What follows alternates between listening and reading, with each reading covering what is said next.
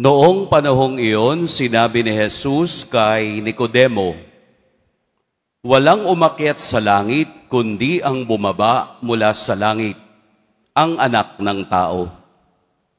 At kung paanong itinaas ni Moses ang ahas doon sa ilang, gayon din naman kailangang itaas ang Anak ng Tao, upang ang sinumang sumampalataya sa Kanya ay magkaroon ng buhay na walang hanggan.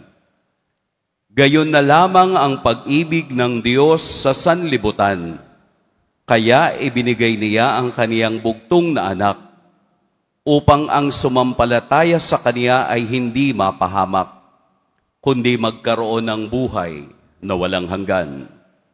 Sapagkat sinugo ng Diyos ang Kaniyang anak, hindi upang hatulang maparusahan ang sanlibutan, kundi upang iligtas ito sa pamamagitan niya." Mga kapatid, ang mabuting balita ng Panginoon. Pinupuri ka namin, Panginoong Hesukristo.